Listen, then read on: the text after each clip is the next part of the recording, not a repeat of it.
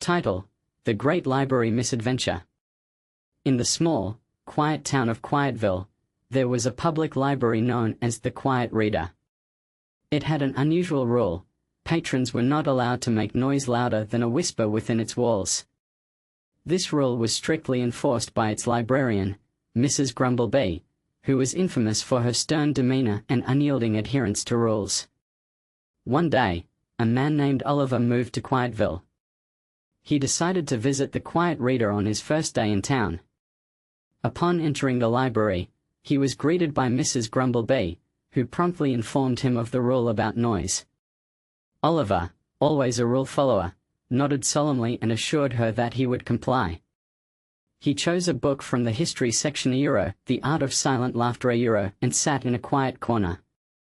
As he opened the book, he found that it contained various jokes designed to be told without making a sound.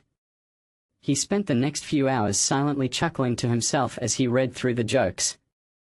However, after a while, Oliver grew tired of the silent laughter and decided to take things a step further to hilarious effect.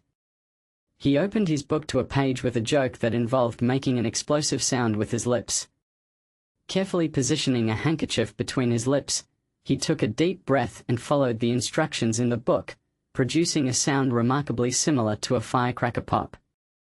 The library was deathly quiet, but the sudden noise startled everyone within earshot, including Mrs. Grumblebee, who almost dropped her glasses. The patrons looked around in confusion, trying to pinpoint the source of the unexpected noise. Mrs. Grumblebee, however, immediately recognized the rule breaker. She marched over to Oliver with a stern expression on her face and demanded an explanation for his actions.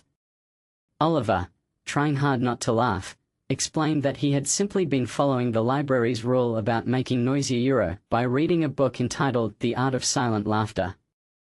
Mrs. Grumblebee stared at him, clearly shocked by this explanation. After a moment of silence, she couldn't help